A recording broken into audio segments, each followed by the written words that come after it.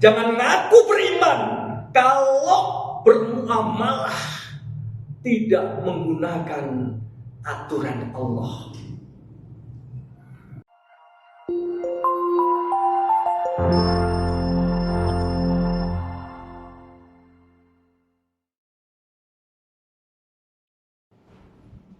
Bismillahirrahmanirrahim. Assalamualaikum warahmatullahi wabarakatuh. Alhamdulillah wa syukurillah, la haula wa la quwata illa billah. Asyhadu an la ilaha illallah wahdahu la syarikalah wa asyhadu anna Muhammadan abduhu wa rasuluhu la nabiyya ba'dah. Allahumma shalli wa sallim wa barik ala Muhammadin wa alihi wa ashabihi ajmain.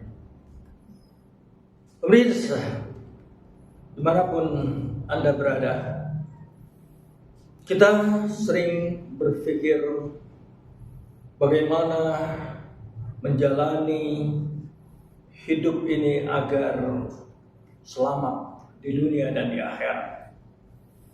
Bagaimana agar hidup ini menjadi hidup yang bahagia, hidup yang sukses. Ketahuilah, tidak bisa tidak manusia sukses selamat hidup di dunia dan di akhirat tanpa dia berjalan di muka bumi ini dengan petunjuk yang benar. Tidak mungkin sukses, tidak mungkin bahagia manusia hidup di muka bumi ini selama dia tidak menggunakan petunjuk tata cara hidup sesuai dengan yang telah menciptakan kita. Dialah Allah yang membuat panduan hidup. Dzalikal kitabul la raiba fih hudal lil muttaqin. Dialah Allah yang telah menciptakan petunjuk hidup, wabil khusus untuk orang-orang yang beriman, untuk orang-orang yang bertakwa. Dan ketahuilah, dalam petunjuk Al-Quran itu ada satu ayat yang paling panjang, ayat yang paling fundamental. Ayat itu bukan tentang sholat, ayat itu bukan tentang jihad, ayat itu bukan tentang puasa, ayat itu bukan tentang haji.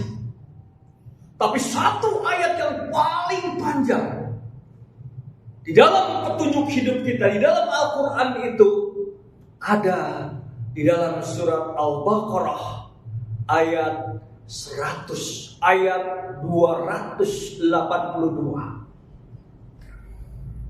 Ayat ini ayat yang sangat fundamental dalam membangun kebahagiaan dan kesuksesan hidup seseorang selamat di dunia dan di akhirat.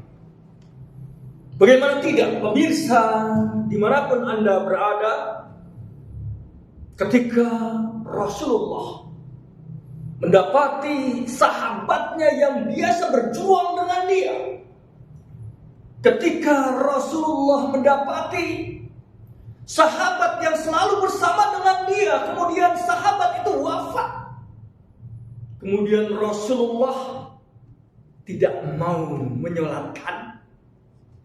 Dahsyat. Ketika itu Rasul bertanya, punya hutangkah si fulan? Maka terdengarlah si fulan memiliki hutang.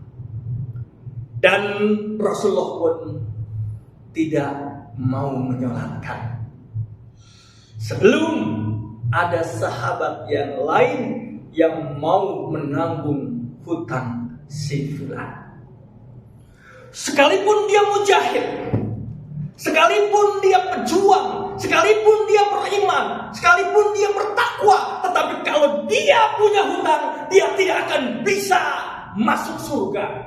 Dia tertahan dan tidak akan masuk ke dalam surga, yang ditandai oleh Rasulullah tidak mau menyolatkan orang yang memiliki hutang. Oleh sebab itu, pemirsa Ummatan TV wabil khusus dan masyarakat umum pada umumnya, bahwa di dunia saja Rasulullah sudah memberikan warning tidak mau menyolatkan sahabatnya yang dikenal beriman. Maka tidak main-main. Kalau Allah menurunkan satu ayat yang paling panjang di dalam Al-Quran, ayat yang paling panjang dari ribuan, 6.600 ayat, dan ayat ini 6.666 ayat, dan ayat ini adalah ayat yang terpanjang. Karena Allah tahu bahwa manusia ketika melalaikan membayar hutang, ketika manusia lupa akan janjinya terhadap hutang, bahwa ini akan merusak seluruh sendi-sendi kehidupan, sendi-sendi silaturahim, sendi-sendi persahabatan.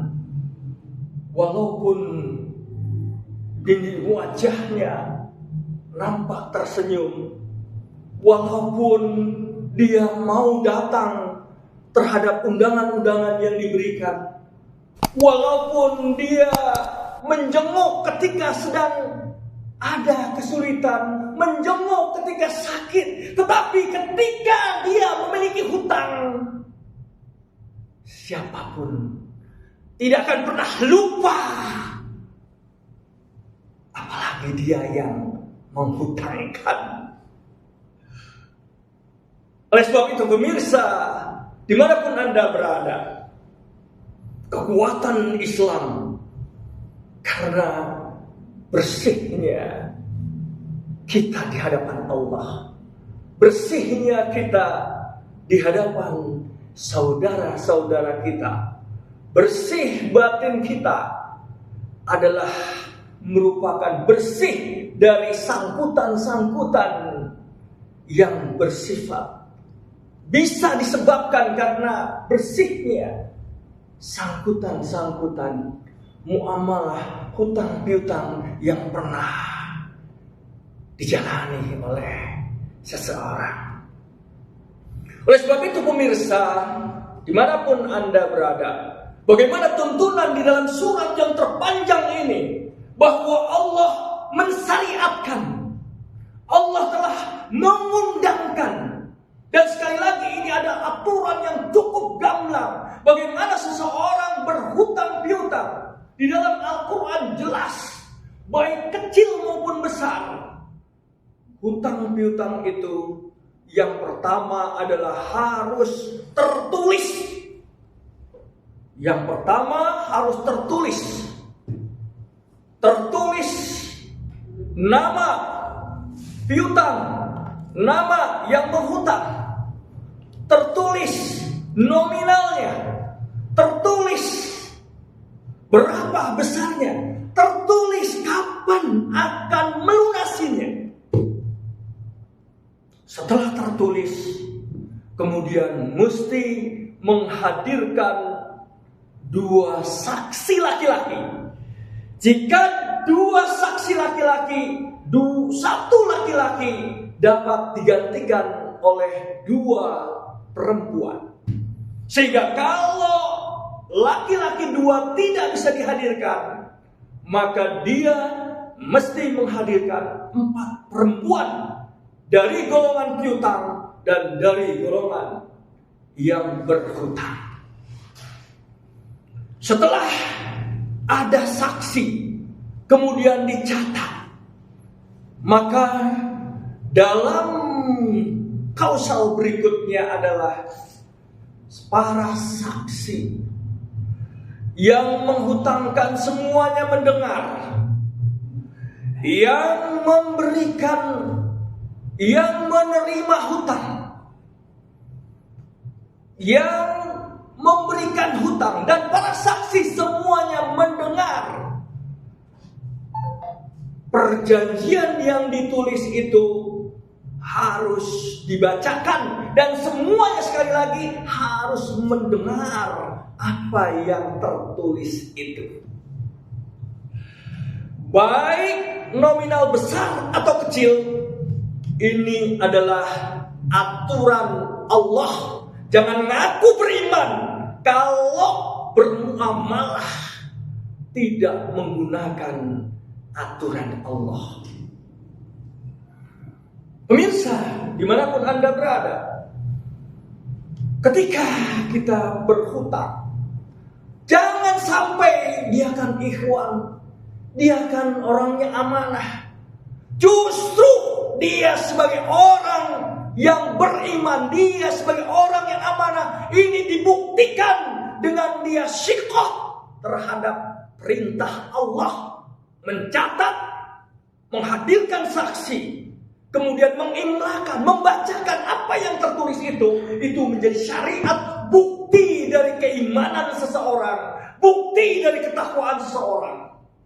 Seperti apapun Anda melihat orang itu bergamis, berjenggot, tetapi berkata, sudahlah, nggak perlu dicatat. Itu sesungguhnya awal dari kehancuran silaturahim umat Islam.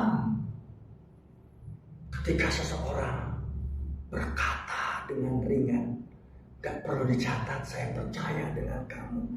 Tetapi Allah tahu nafsu bisa bergerak, nafsu bisa membolak-balikan hatinya, sehingga sesuatu yang tertulis, sesuatu yang harusnya tertulis kemudian tidak ditulis, seakan-akan melupakannya. Pemirsa, dimanapun Anda berada, renungkanlah dalam hidup, apakah kita sudah menjalankan perintah Allah ini. Kita ingin saling membangun hubungan silaturahim yang baik.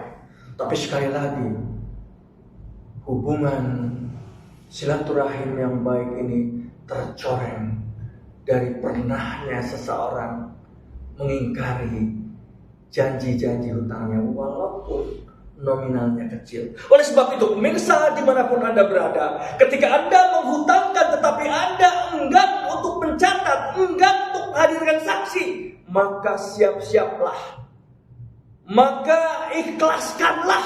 Karena ikhlas itu bentuknya bukan di akhir. Ketika seorang ditagih hutang susah, maka bilang saya ikhlaskan. Tidak seperti itu ikhlas itu. Ikhlas itu harus diawali dari sebuah perbuatan, bukan di akhir perbuatan. Wa ma umiru illa liya'budullaha mukhlisina lahuddin. Tidaklah aku perintahkan engkau untuk beribadah kepadaku, untuk bermuamalah, menjalankan ayat-ayatku, kecuali dengan ikhlas. Dia awal, bukan ditagih, gak bisa baru saya ikhlaskan. No way seperti itu. Ikhlas yang terpaksa adalah ikhlas yang cacat. Oleh sebab itu, marilah mirsa dimanapun Anda berada, silakan baca lagi ayat ini di rumah. Sekali lagi, petunjuk Allah, ayat Allah yang paling panjang di dalam Al-Quran adalah ini. Bukan tentang jihad, bukan tentang sholat, bukan tentang yang lain-lain. Demikian pemirsa Umatan TV dan masyarakat umum pada umumnya. Mudah-mudahan ini menjadi sebuah tadhkirah buat kita agar kita terus menjalin hubungan ukhuwah yang lebih baik lagi. Innamal mu'minuna ikhwatun faslihu baina akhwaikum la'allahum turhamun. Jadi demikian yang bisa saya sampaikan. Mudah-mudahan ini menjadi pengingat kita semua agar kita lebih baik lagi ke depan. Wabillahi taufiq wal hidayah. Assalamualaikum warahmatullahi wabarakatuh.